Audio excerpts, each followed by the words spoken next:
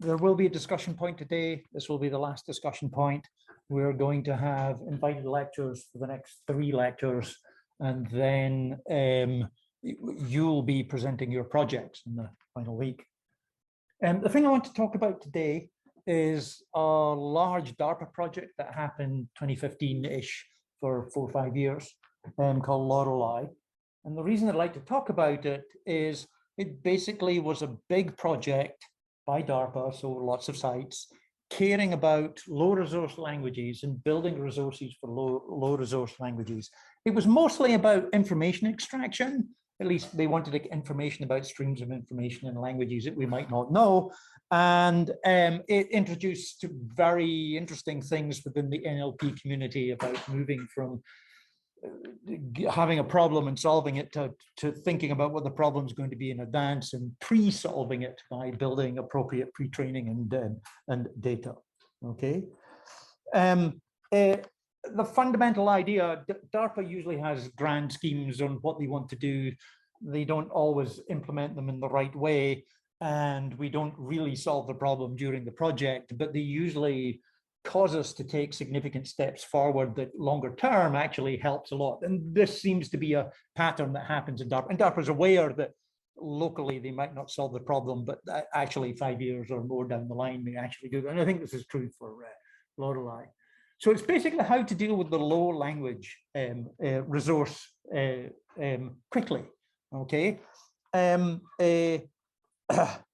So I'm going to talk about that. I'm going to talk about how funding normally works for low resource languages and how do you get funding? How do you do research in low resource languages? Because we know that English, Putonghua, are the economically most reasonable languages to work on the planet. There are lots of speakers of them.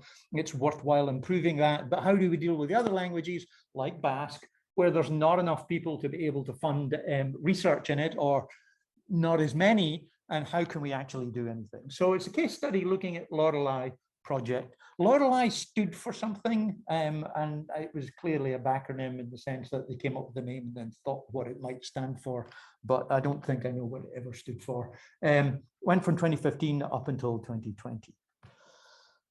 So language technologies, as we've seen, is there for the big languages, but how do we deal with the other languages? And how do we get funding? How do we build models that are going to deal with Basque? Can we collect all enough data to be able to build a BERT in Basque? Or what can we do from a multilingual point of view? There's a class of languages that have significant numbers of speakers. These speakers might not all be monolingual, but some of them might be. And there are big enough number of speakers that there's TV, radio, news in those languages. And it's probably, the rankings of round about the 300 to 1,000. So it's not village local languages. They're languages that still have major cities. They're languages where people will use the language outside the home. How can we actually deal with those languages rather than just restricting ourselves to the high colonial languages that are there? Okay. And much more importantly, okay, if these languages, okay, only have a few million speakers and enough of the rich people there speak another language, why would you ever build technology for them? Because if they are educated in English or in standard Chinese or Russian or Spanish, then why do we ever need to care about them from language technology point of view? Because Amazon's going to work for them when they're talking in their other language, so we don't have to do anything about them.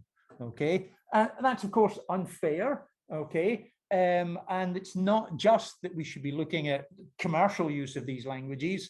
We should be looking at helping people on the planet.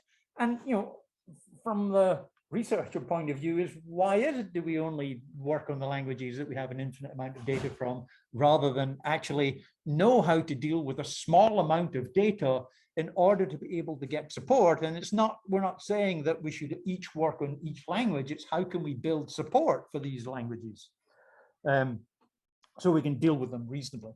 Okay. There are 2 reasons on the planet that after economics that will cause people to research into language. And when I say research into language, I mean doing NLP nowadays, but historically, I mean teaching people to actually speak the language, and that's wars and religion. Okay, so if you want your language to be important, what you should do is you could pick a fight with a big country, and then everybody will start wanting to learn your language so they can send spies to your country.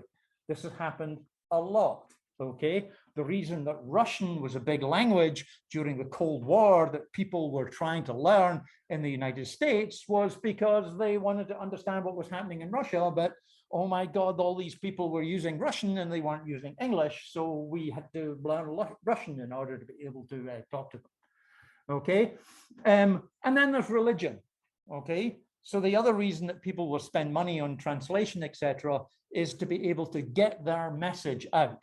Quite simply, they want to get their message out, and it's independent of economics, so they're not there to try and make money out of Amazon. They want to get their story to these people, and hence the most common form of translation information that's there, parallel translation information that's actually out there on the planet, is of course Linux manuals.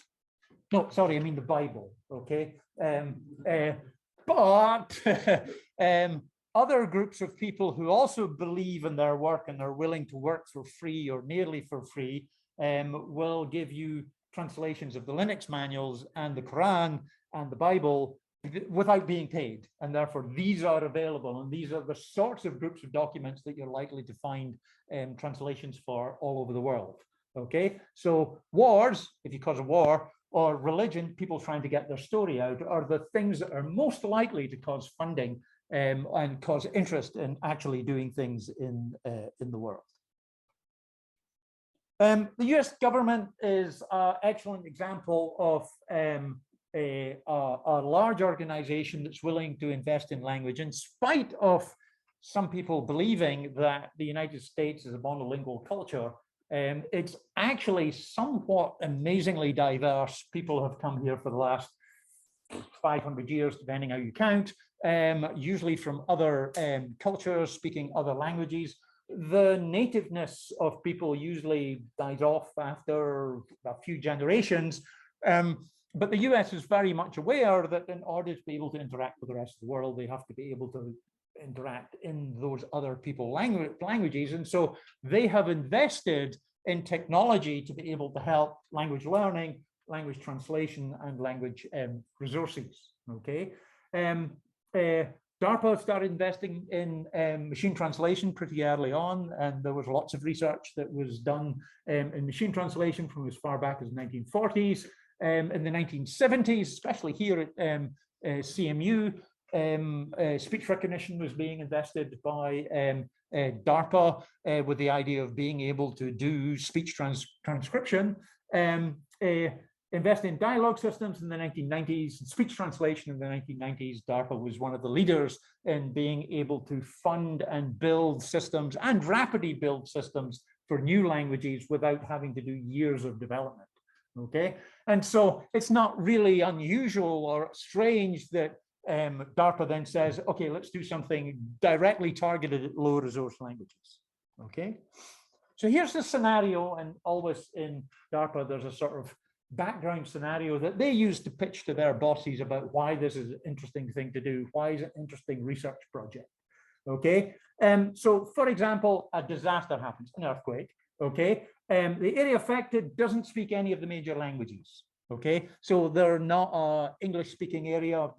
India is mostly an English-speaking area. At least you can usually find English-speaking people, or Indonesia, Malaysia, you can find English-speaking people. So the primary language that's in there is not one of the English, Spanish, Russian, Putonghua.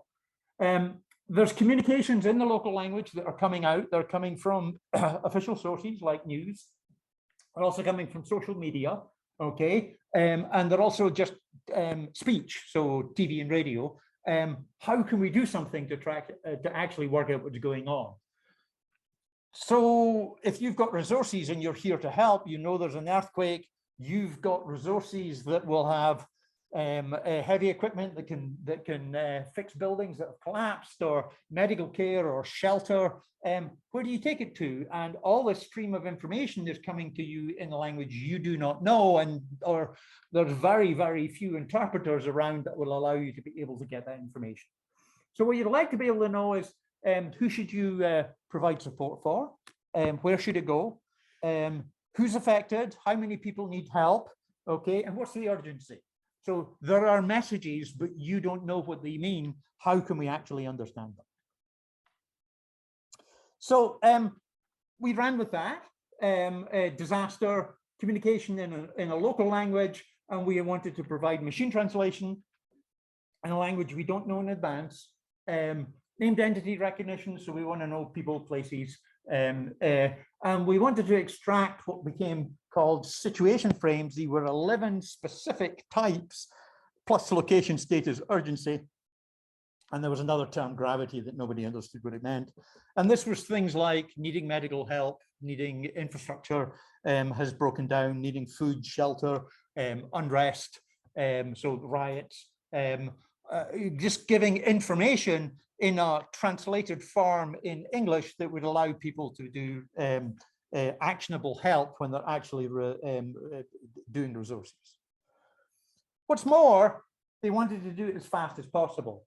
Okay, so they ended up, although it didn't start like this, they ended up saying you'll be given 24 hours notice. Earthquake will happen, you're going to be tested 24 hours later. We'll also have another deadline 1 week later and another deadline 30 days later. Okay, so make it a little bit more realistic, because you know the earthquake happens, you go, oh, I'll work on that language, and 3 years later you end up with some support for that language. Yeah, it's too late.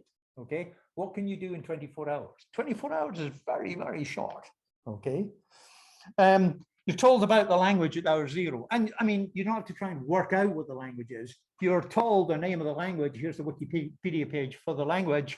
Okay, we would get a paragraph that described the disaster in English, and then everything else was in the local language. Okay, we weren't allowed to use post hoc information like the Wikipedia article about the disaster, because there'll be a Wikipedia page about the article in English. We're not allowed to use that. We can only use things from before that point.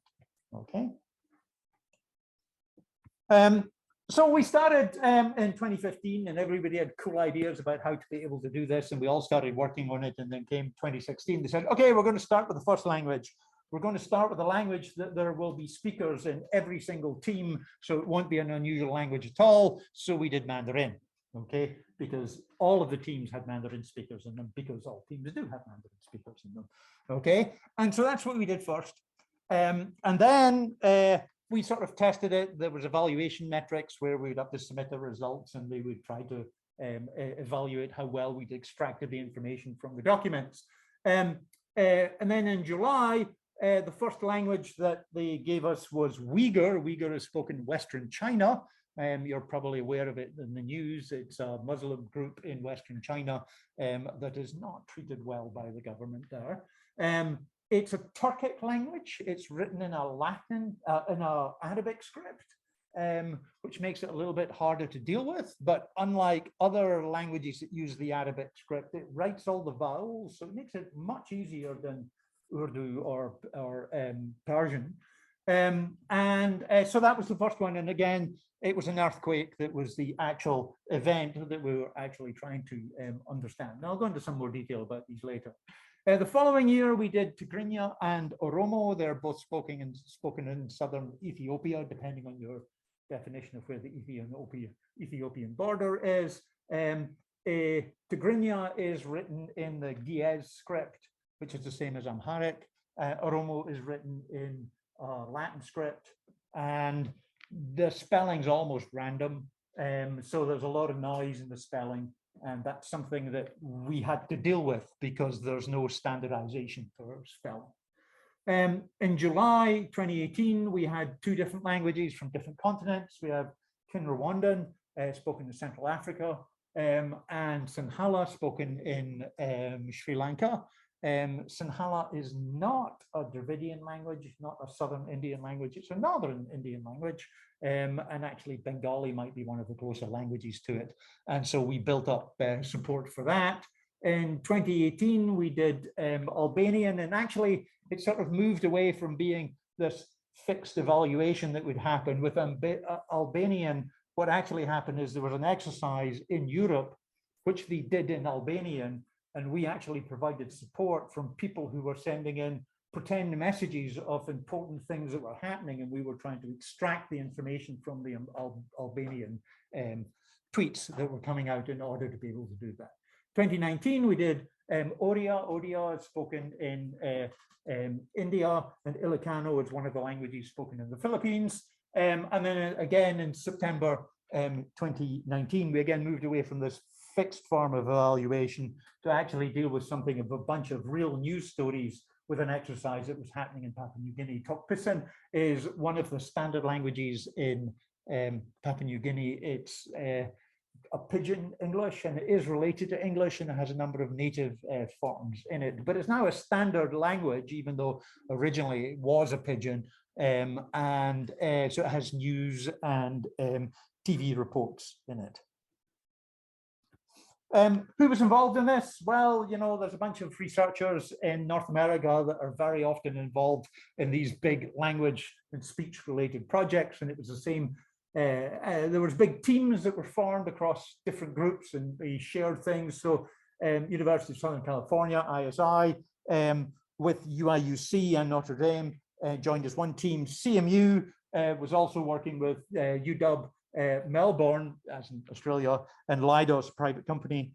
BBN was with Johns Hopkins and University of Pennsylvania.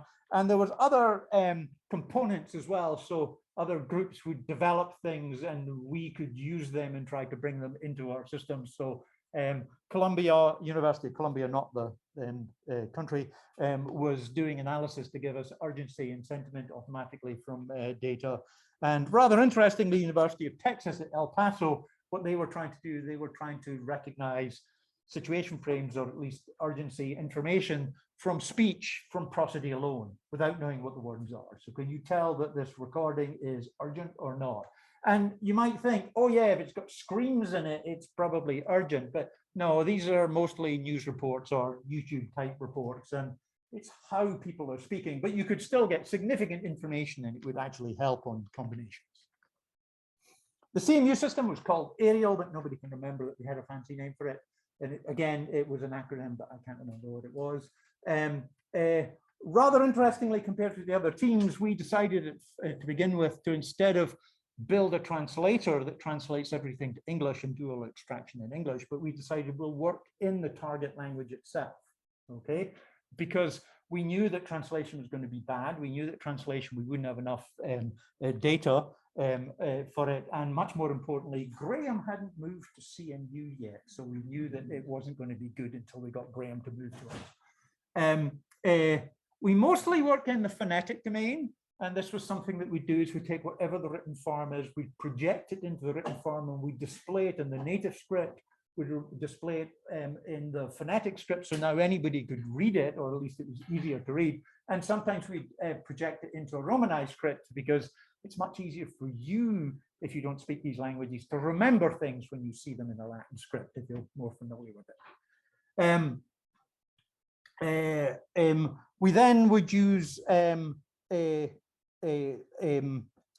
cross language information. For example, Uyghur, actually to project it into Roman script, and you took Uzbek and projected into Roman script, it writes in Cyrillic, or maybe it's Kazakh that writes in Cyrillic, I can never remember which one it is.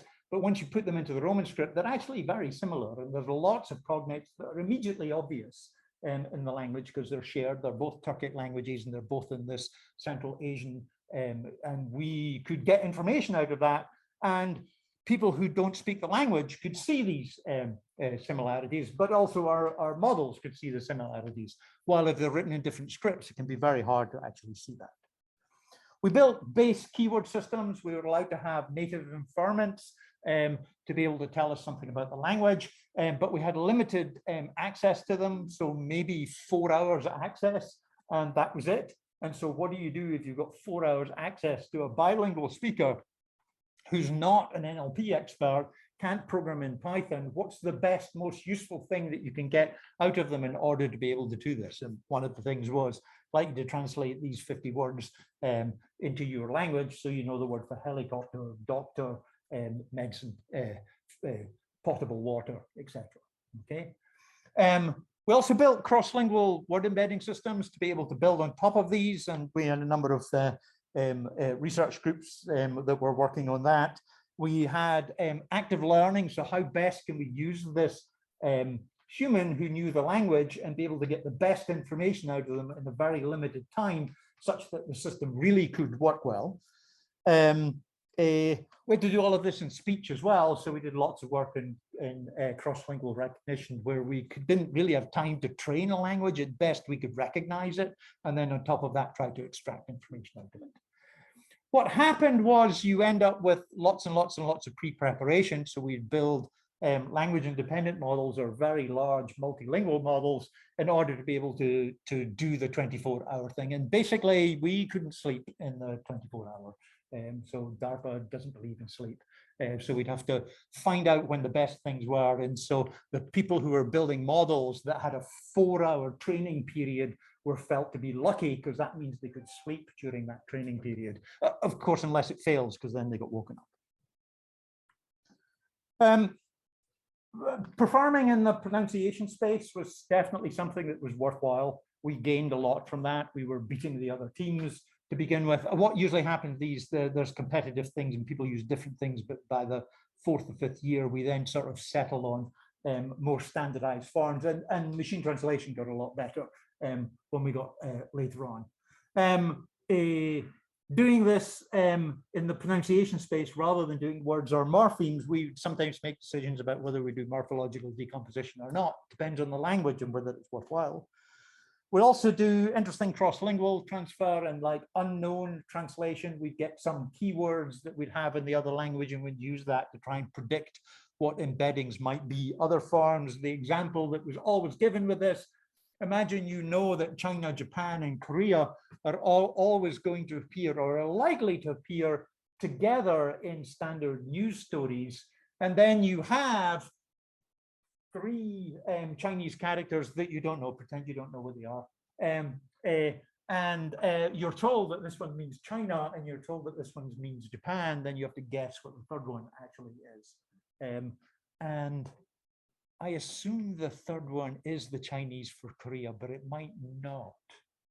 Somebody, we have a Chinese speaker? Is it? It is? Yeah, okay, right. For South Korea. Yeah, North Korea's got a different one. Okay, I wasn't sure what to use. But yeah, because these are Japanese. But then you could work this out, okay? And I've been in situations like this where I've seen something written in Chinese, okay? And I could recognize it said America, it said France, it said Britain, and it said something else. So I thought, well, it must be another country. It must be another big country, okay? And I had to try and work out what it might be. And so it had 3 characters in it, and it wasn't any characters I recognized from Japanese, but you know, if I could read any of them, the last one was the big character. So then it's a name that ends in "da," okay? And so it's Canada, okay? Because, you know, from the context, it was something about the cost of calling the countries or something. These were all very low languages resource. I mean, not ridiculously low, but low. They would have media in their language, but it was hard to be able to find data, okay? DARPA would provide us with language packs, which would often have all of the parallel data that was available for that particular language, which really was Bible, Quran, and Unix manuals, because they are the most common form that you would find on Opus or somewhere else. Often Wikipedia had some information, but it was really very varied. And rather interestingly, not based on the number of speakers in the language, it's based on the interest of people doing it or something. And we also had this native informant. It was often called a taxi driver. And this is partly as a joke, but partly because we're very serious about that, because the taxi drivers in a country are often the people who speak these other interesting languages, because if you can't speak the native language of the country you move to very well, you can often still be a taxi driver, and so it would allow us to be able to meet them. And so every time we were in the taxi, we would ask, so what languages do you speak, and would you like to come in and do some work for us? The techniques that we actually cared about here, global linguistic knowledge, we knew the name of the language, so we made sure that when it started, we could look up the Wikipedia page and make fixed decisions about the writing system, the local shared languages that we might have, the influence of any educational or colonial language that was nearby that would be worthwhile caring about, linguistic aspects of the morphology, the word order, etc. And should we do anything? Okay, and the answer might be no, we should do nothing, or it might be it's worthwhile spending an hour or two, David Mortensen would do this, to write a morphological analyzer, because a standard BPE might not get the information that we'd like it to get. And so we would do that and then pre-process everything after that. But that depends on the language, and you have to read the Wikipedia entry, make the decision about the amount of time that you take to be able to do that. So linguistic closeness helps a lot, okay, but also colonial closeness. The languages in the Indian subcontinent linguistically bear little resemblance to English, even though they're both got a shared root in Proto-Indo-European. But the influence of English on Indian languages and also elsewhere is pretty large, okay? And so, the word for doctor in Hindi, the person you go to get medicine when you don't feel very well, is the word doctor, okay? Yes, there's some Sanskrit rooted word that also means it, but that's not what you say when I feel sick, I have to go to a doctor. It's doctor is the word, and so there's that English influences there, and so you want to know about that, and so you want to know, while in Indonesia it might be Spanish, in South America, when you're looking at native indigenous languages, it's going to be Spanish or Portuguese is what the influence language is going to be. So you want to be aware of that. You might discover things like all the numbers are Turkic because it's a Turkic language, and then all of a sudden you get translation of all these numbers and it works well. You might also find that there's other interesting things like merci, the French for thank you, is the Arabic for thank you, at least the casual thank you in Arabic. You also get Pashto spoken in Afghanistan, which was one of our languages, is Indic, but it's got lots of influence from Persian in it, because the people who speak it there are speaking with Dari speakers who have got a lot of, and you might also find that there's some other influence, petrol, but we all know is what petrol might be called gas, or of course benzene is the other international term for that. Nothing is spelled consistently, okay? This is something you learn very quickly when you look at this, is like there is no standard spelling. So you've got a low amount of data, but you've got random spelling, you've got noise in the spelling. So almost everything that you think should work isn't going to work, because if you do a word direct type thing, there's going to be a lot of space in how people are going to spell things, okay? Dialects aren't very well defined, okay? And although a written form might be closer to the standard, there might not be a standard written form, and therefore it's shared, and therefore you have lots of noise when that's actually happening. The registers, so how people talk to each other, whether it's a politeness level or whether it's just some form of familiarity level that's going on, can be very, very important. Social media is probably not going to use the same register that announcements from the government actually are, and you have to, it's almost a different language, and you have to care about that. Also, people code mix all the time, so they share their languages when they're speaking, and realistically, if there is only a few million people who speak that language, these people are going to be multilingual, or at least lots of them are going to be multilingual, so you're going to get multilingual information. And so if you're looking for tweets in the language, you'll find that they'll also often be mixed with English or Spanish, or what, again, the colonial languages, because people are trying to get information out, and therefore they're likely to use a more international language because it's a widely used language, and they might not be fluent in that language, but they'll know some words in it. And so you find that you get that too. So there's some question about this. We worked for this for 5 years. People at DARPA who were doing the evaluation would show us these numbers after evaluation about how badly we were doing. And we actually said, well, wait a minute, we're actually not doing badly, okay? We're giving you answers in a day and a week in a language we've never seen before. And you're saying we're nowhere near as good as what humans are who've spent 25 years learning the language. We think that's a little unfair, okay? What we should really do is find out how it is if you don't have a system like this and see how well it works. We also noted that the humans weren't very good at it either, or at least weren't very consistent about it. And so we started investigating how well they could label the data. And there was lots of noise on whether people were labeling the data properly or not. Then the next thing that we decided to look as a bigger thing is how can we make an estimate about how well we will do in a language. So if you select a language and give it to us, say disaster is going to happen here, how well are you going to do at recognizing the information in it as opposed to this other place on the planet? Can we look at the language resources, its relationships to other languages, how much of a literate language is it, and make predictions about how well we're actually going to do it. So we did these things because they're always quite interesting to do it. All of the languages were named by number in official documents. So we ended up not saying the names of the languages, although I've often added the name, but I don't always do that because I forget. Okay, and I only think it's IL8, but I can't remember which was instance language 8, but I can't remember which one it actually was.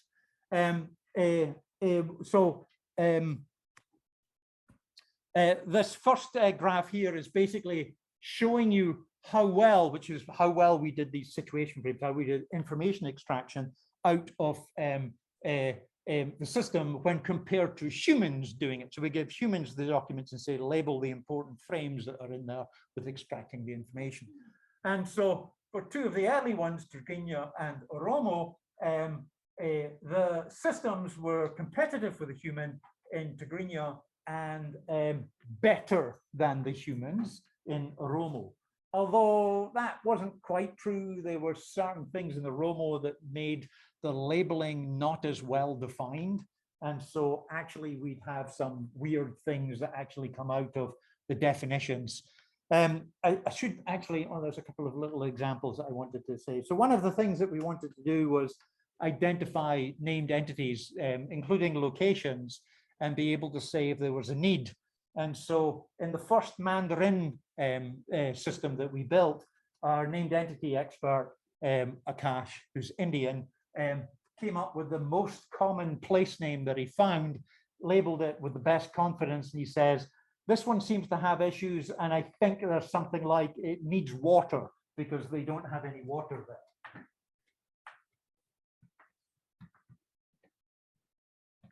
there. This is the Chinese character for moon, okay? And we're absolutely right. Moon is a place and moon doesn't have much water on it. So it probably needs that, but it's not going to be affected by the earthquake on the planet, or our planet anyway, okay? And realistically, I bet you this is actually the word month. It's not the word moon at all, okay? So because you don't know the language, you get things like this coming out of it, okay? Because it is a place, okay? But no, it isn't, okay?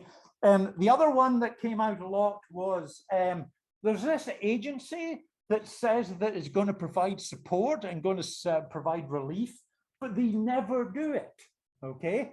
And something like about 15% of the messages seem to end in a message that says that, okay? And so we had a closer look and we had our native informant tell us, and after he stopped laughing, he explained to us, yeah, that's a quote from the Quran, and it says, Allah will save us, okay? And Allah is not actually one of the agencies involved in the relief effort, at least not directly, okay? Indirectly maybe, but he's not going to come along with a truck of water, okay? Probably he might cause a truck of water to come back, but that's a different issue, okay? But of course we couldn't recognize that this was just a standard phrase, God save us. that appears because we didn't know. Even though I think I mentioned in the named entity thing before that it's been defined that gods are not named entities. Okay, so Allah is not a named entity. So you get these weird things that go wrong, but you also get these weird things that go wrong because humans are doing these things and they're not very sure. Okay, and therefore, really, this one where we did better than the humans was because they weren't well informed about some parts. I'm going to move on. So we also tried to do this thing about trying to guess how well we're going to do in a language. Okay, and really it came down to, if you've got a good bilingual lexicon to start off with, you're going to do a lot better.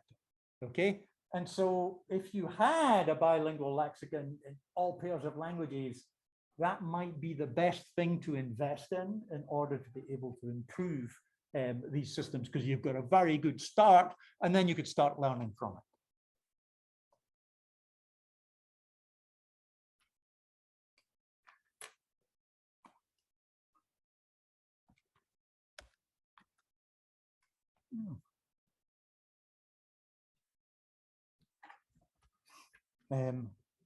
So which languages do we better in? Which languages do we do worse in? Well, it sort of varies. I mean, our worst language here is Yoruba, which is spoken in Nigeria, and we just didn't have much data for that, even though it's a relatively well-resourced language. And which languages do we do particularly well in? Tamil, because there's quite a lot of information around for that. Okay, and there's another one near the end, Hungarian, but the European ones were always a little bit easier. What did we learn from all of this?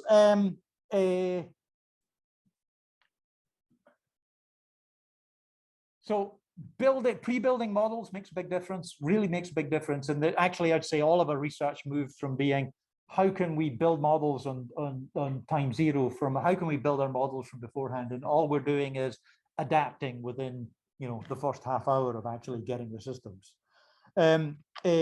Working in the incident language actually made us a big difference, especially at the very beginning. So we really do well in the first 24 hours. But once we got a translation system up and running, and we could actually bootstrap a better translation system in a week, we were doing better in translation and doing things on the English translated form, or the translated form. But to begin with, it was very hard to be able to compete because you had to get the translation system up and running and then have the extraction running. So working in the target language actually made a difference. But of course, you could do combinations, and that's something we could do as well.